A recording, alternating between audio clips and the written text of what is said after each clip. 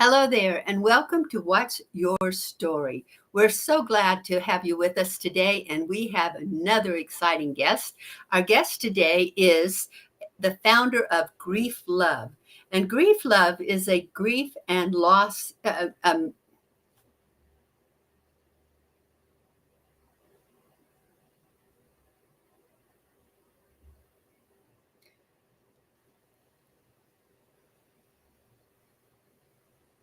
John, can you start this over? Is there any way to start it over? Can't hear you, John. Stand by. We can do that. Can we start over? Thank you. I'm sorry. I really screwed up. Okay. Okay. Here we go.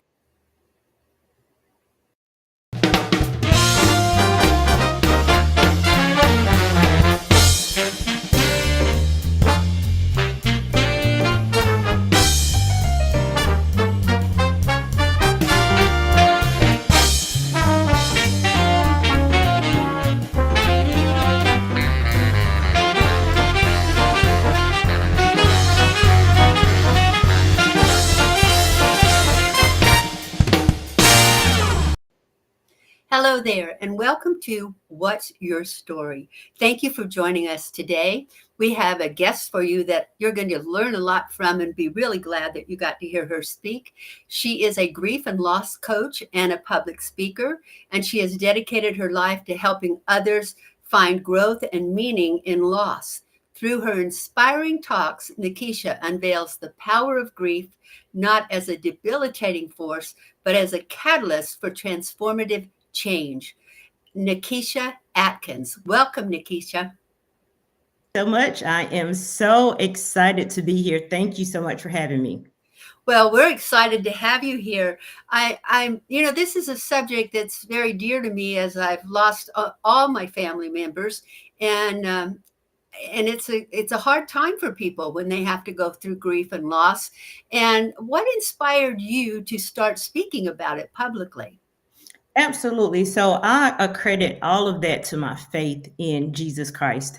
My faith really allows me to believe that the things that we go through really isn't about us. And I know that might seem like, what do you mean it's not about me? I'm the one that's going through it. And yes, we are. Yet there are so many lessons that we can learn from the things that we go through, the ups and downs of life, that really we're not alone. Everybody is having a similar human experience. And so I just feel like once we are able to maybe overcome fear or really put it into perspective that everyone really goes through the same things, and sharing your story can help another person along the way. For me, I am such a motivating type of person and an encourager as well. And so I love for people to be well all around. They're full person, just to be well. And if there's anything that I can ever do or say, share my story or just sitting with them, whatever that looks like, I'm the kind of person that's always willing to do that. So that is really what inspired me. Once I was able to move a little past my pain, I was able to step outside of myself and help others. Well, it's really admirable that you're doing that, because it's a very difficult time for people. And I know people don't even want to talk about it ahead of time. They don't want to say, let's sit down and let's make sure everything's covered in case I go, you'll be taken care of. And I mean, a lot of people won't even talk about that. They just absolutely won't do it because I don't know if they're afraid of dying or if it's such an unpleasant thought or what. But I mean, it's going to happen to all of us, right? So we need to be prepared at some time. Absolutely.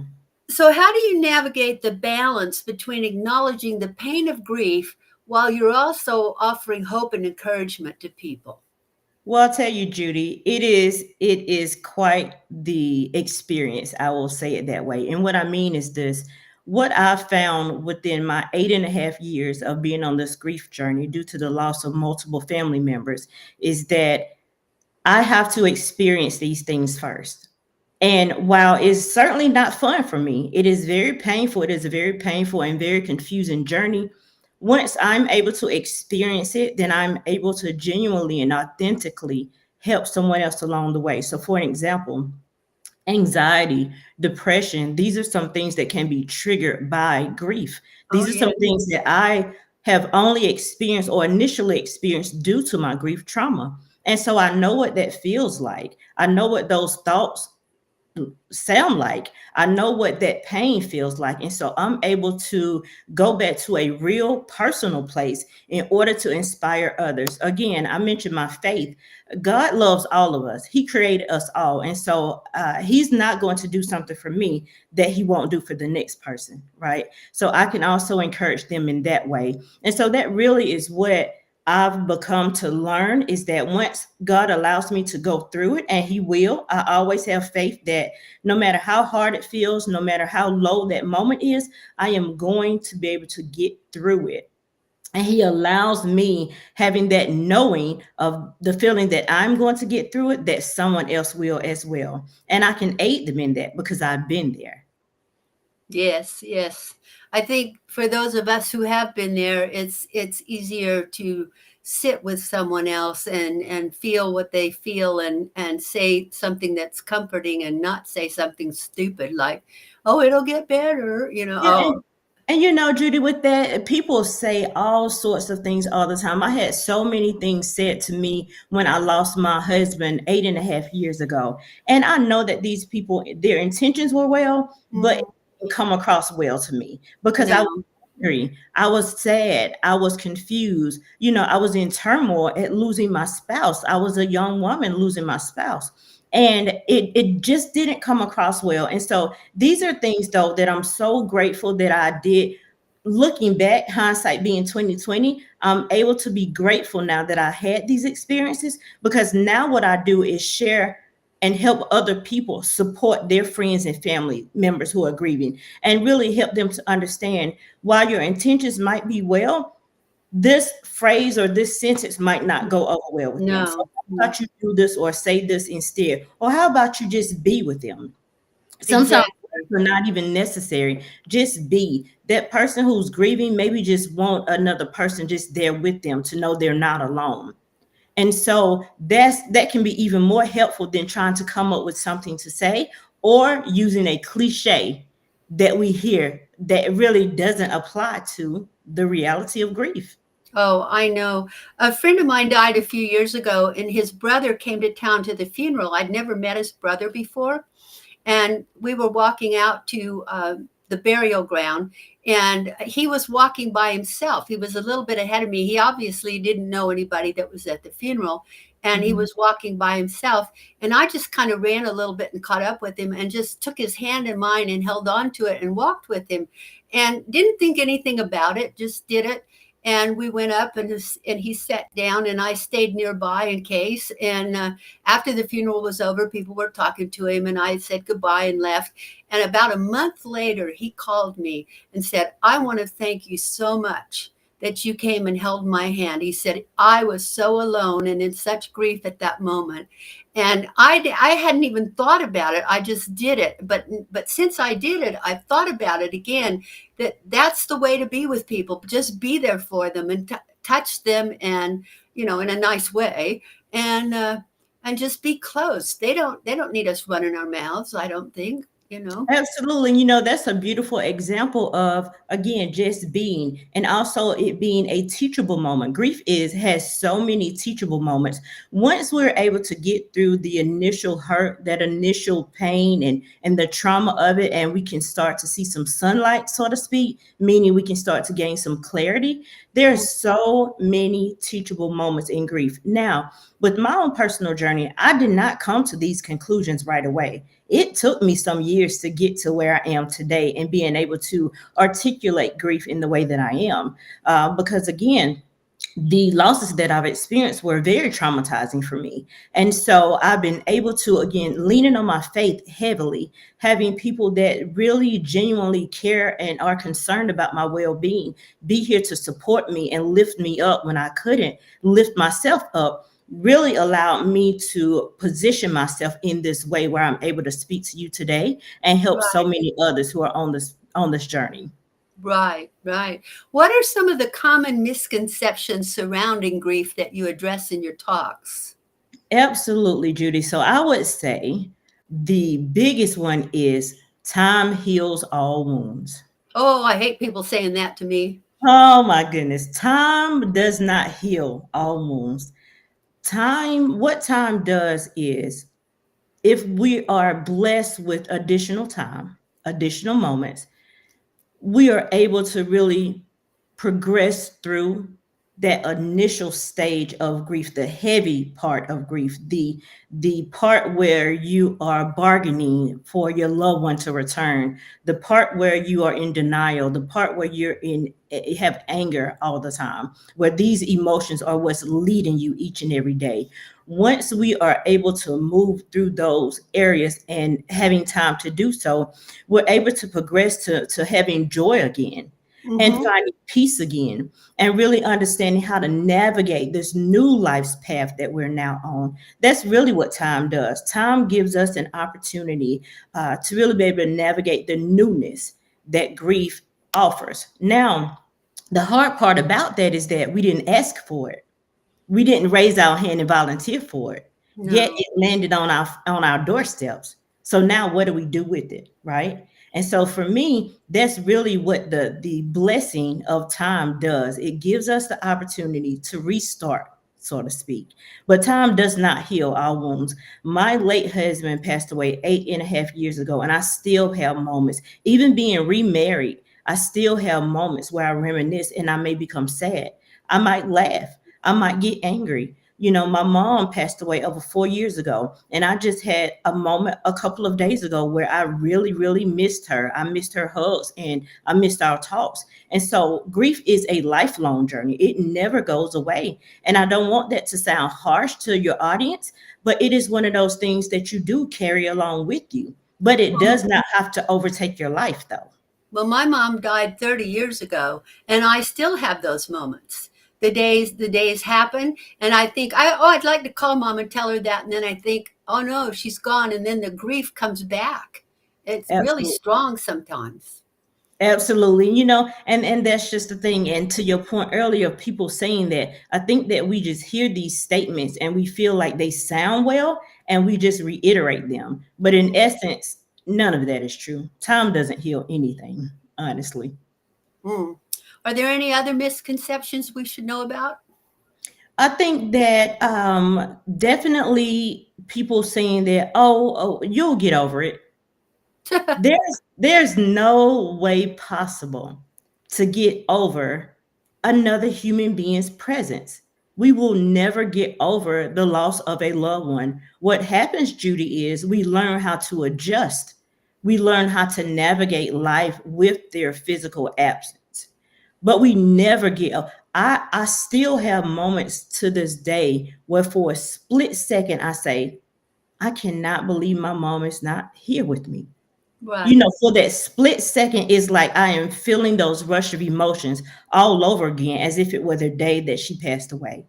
And so getting over it is not a thing. That is not a real thing as it pertains to grief. It is about adjustment. It is about learning who we are again. It is about learning the newness that grief brings out of us, because I am not the same person today that I was in No, 2015 when my grief journey began. By no no, means. I no. have additional experiences. My priorities have changed. I have a different outlook on life. I feel like my purpose is understood now. And so all of these things are so much different than it were 8.5 years ago.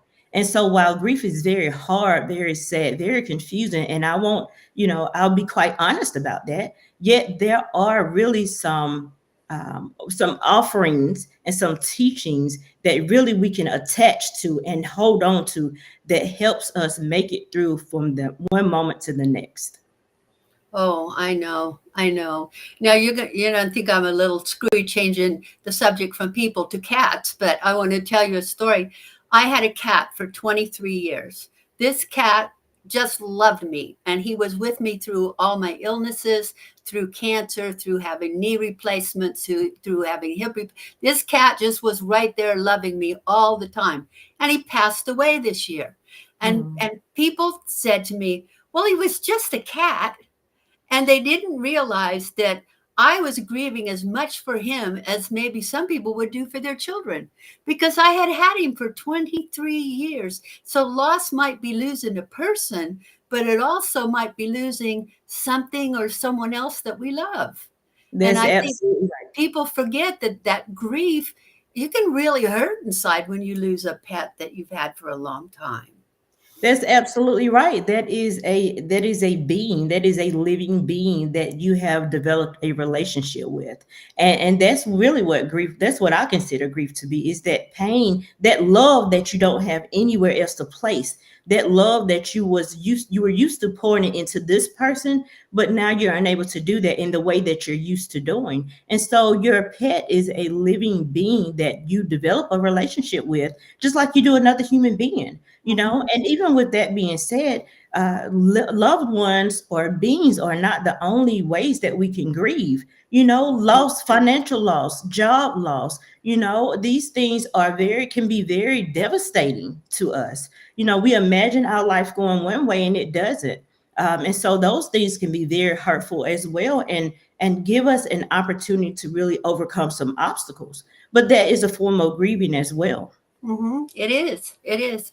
So, what advice would you give to someone who's hesitant to get some support during the grief period? Absolutely, Judy. So, first, I want people to always know that they matter. They are very important, and they're not alone on this journey. There are millions and millions of people who have and will continue to experience grief. And it is very helpful to align yourself or partner with someone who is on the journey or has been on the journey, Mhm. because they understand firsthand what you're going through. You're not alone. You're well worth the opportunity to gain support. And I know grief might make people feel so alone because it is a lonely journey. It can be. And Yes. it is very devastating. And we might not want to share exactly what we're going through because we don't want to burden other people. That was me. I didn't want to just unload, so to speak, on other people. Everybody has their own struggles in life. Everybody is going through something. I'm not going to be the person to just dump all of my emotional baggage, so to speak, on someone else. But there are people who really wanted to carry that load with me. And Mhm. I didn't allow them to do that. And so, what I would say is that there are people out there, friends, family members, support groups, maybe even strangers that they come across that really wants to help them carry that burden. Let them. You're worth that help. You're worth that support. You matter and you're loved. Yes, we are, but we sometimes forget. And so we sometimes forget to love ourselves. Absolutely. What message or hope do you want to offer to those people who are navigating loss? So I rely heavily on my faith for everything. And what that looks like is I certainly believe in God, and I believe that He has us as human beings here to help one another. And so, what I will offer again is don't hesitate to reach out for support. Don't let fear stop you. Don't let the feeling of, oh, I don't want to burden someone else stop you. Ask God how to proceed with receiving that help. And I promise someone or something will happen and you'll say, wow, this is exactly what I needed to hear. This is exactly what I needed to read. This is what I needed to see. Let others in, because people really do want to help. No one wants to see their friend or family member going through hardship. And while words can't replace our loved ones who's passed away, there are a variety of ways that a person can be supported. With losing my husband and having 4 children, it was very helpful for my mom to just cook dinner. That was one less thing I had to worry about, or help my school age children with their homework. Mhm. That was one less thing that I had to worry about. And the key part to that was she didn't even mention it to me. She just did it. Because if you're early in the early stages of grief, the thought of even having to think through something is overwhelming. It It can is. be unbearable. It can be your breaking point for that day. I don't want to think about it. And so if a person just goes in there and just do, They know what needs to be done. They know what gap needs to be filled without even asking. That is a beautiful thing. So ultimately, I would say rely on your faith and let other people in to support you. That's wonderful advice. Have you written a book on this? I actually have. I do have an ebook as well, and I am in my final stages of my actual paperback and hardcover book. Yes, I'm so glad because, I know people need this book.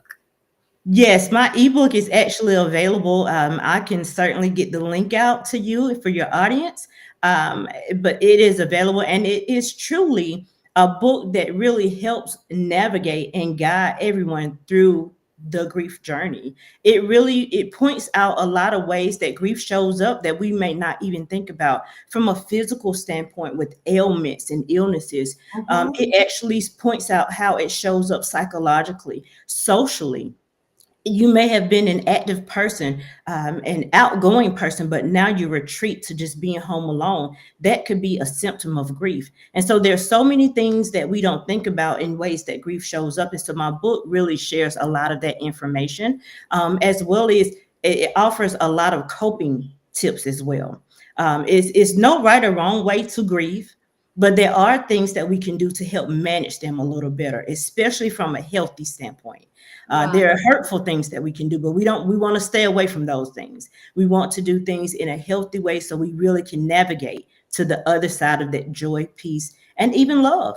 Again, I Yeah. mentioned that my first spouse passed away 8.5 years ago. He was my high school sweetheart. We were married for almost 18 years, four beautiful children, and now I'm remarried for over a year and a half.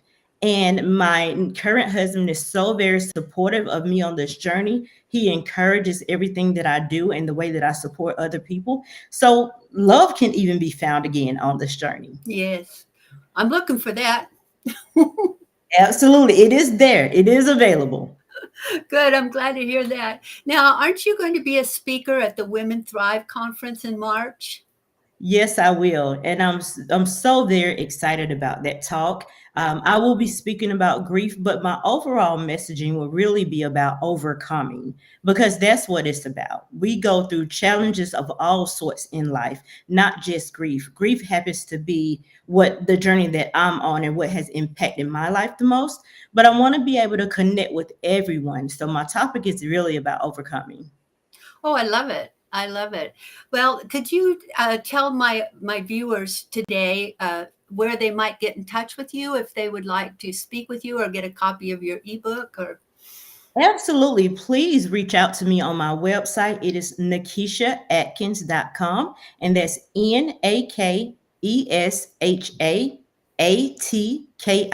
NakeshaAtkins.com. I also can be found on Instagram at Keisha_Atkins22. Send me a private message. I have messaging opportunities on my website. I am happy to provide my ebook to anyone who is interested. I promise you, you will learn so much about this journey and yourself. And it really can help propel everybody into the sunshine again. oh, It really that's wonderful. That's wonderful. Thank you. You've been absolutely fabulous and so informative. We're so glad that you were able to join us today.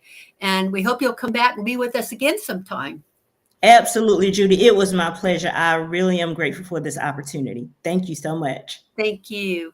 And thank you for being here with us this week. It's been a wonderful week as we've interviewed the various ladies from Women Thrive, and we'll be having a few more on the show in the next few days. And so, um, be sure to watch and contact any of these women that you'd like to. They're all powerful and exciting women, and they'd like to hear from you.